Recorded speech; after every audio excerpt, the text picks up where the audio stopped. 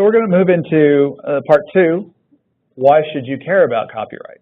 We've talked about what they are, we've talked about what they entail, what they protect, but really, why should you care? The big answer for this is, if you or your church are sued for infringement, it will be expensive, stressful, and time-consuming. That's really the simplest way to put this. We're going to talk about what infringement is, but these are the three things. It's expensive, it's stressful, and it's time-consuming. So even if you don't get sued, you may have to pay some money.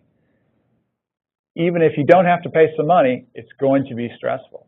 And even if it's not terribly stressful, it's going to be time-consuming. And so those are three things to keep in mind. What is infringement? Under the statute, which is the Copyright Act, anyone who violates any of the exclusive rights, and again, those rights to distribute, to publicly display, and so forth. Exclusive rights of the copyright owner are provided by sections 106 and 1 through 118, or who imports copies or phonorecords into the United States in violation of 602 is an infringer of the copyright or the right of the author. It's really easy to infringe. An example would be making photocopies for a class beyond certain limitations. If I am a teacher and I buy 12 workbooks, and in my Sunday school class I make 24 copies, I'm exceeding the scope of my right to make those, and I'm infringing.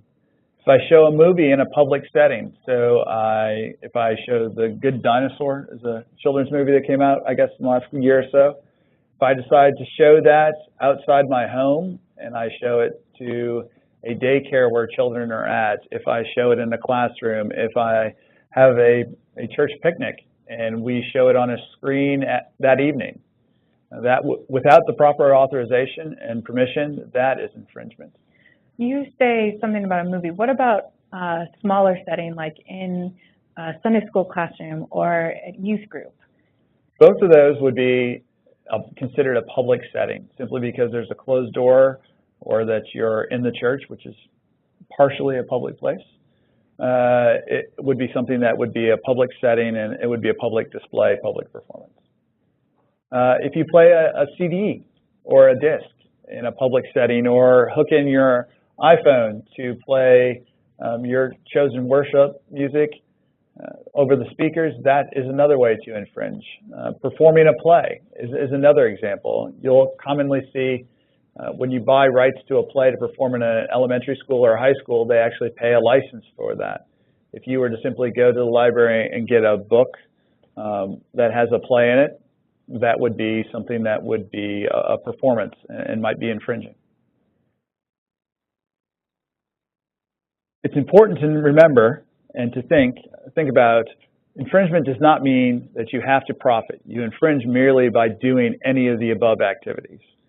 So it's not determined on whether you're making money off of it. You could be losing money. You could be giving it away. You could be displaying it or copying it for a good purpose, for education for children, for handing out music to homeless, to showing movies for groups. All of those are good things, but they're not for profit.